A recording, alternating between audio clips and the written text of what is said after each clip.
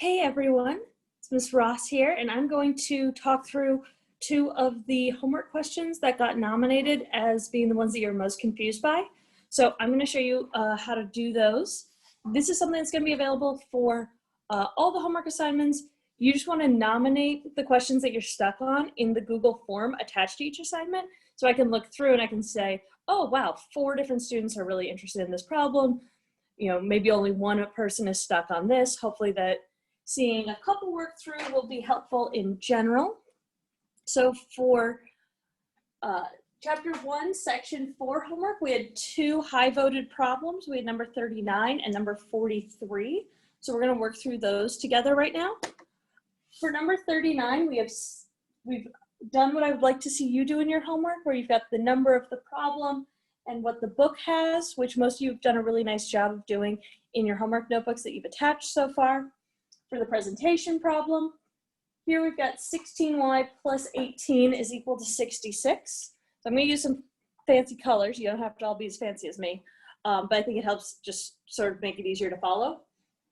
First thing we're going to do, if we have multiplication and addition, we're going to start with canceling out this addition.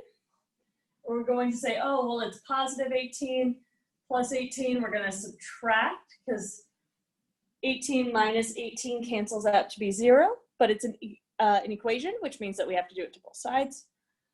So minus 18 here, treating them equally, and we are left with 16y on this side, because we've got canceled out, so that equals 0, is equal to 66 minus 18, which is 48.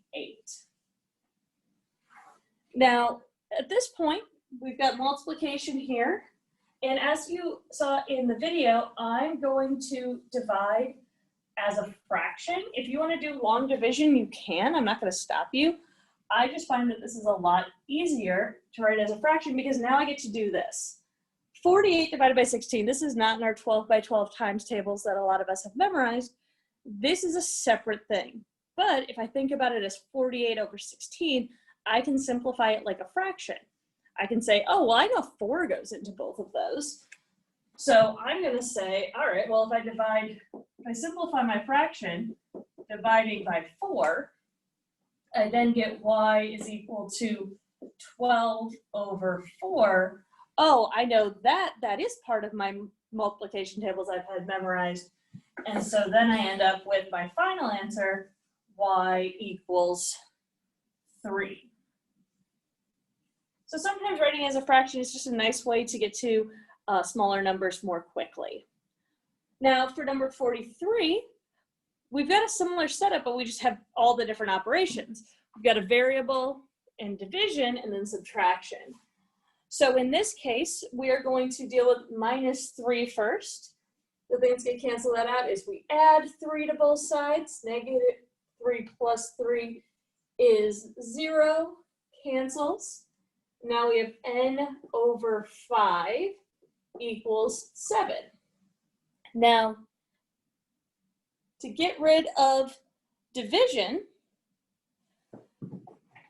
you want to multiply. So if I multiply by 5 on both sides, because we want to treat it equally, the reason that this works is then we have 5 over 5n can be rewritten like this. 5 over 5 is the same as 1, and multiplying by 1 is just n by itself. That's why that works. And then on the other side, we've got 5 times 7, which is how you get your final answer of n equals 35. So this is how homework questions are going to go. If you have a homework question that I didn't do here because I can't go through every single problem every single day, please sign up for an appointment slot in the calendar and I will help you whatever that is. If you have multiple problems, sign up for multiple slots. Have a great day and I'll talk to you later. Bye.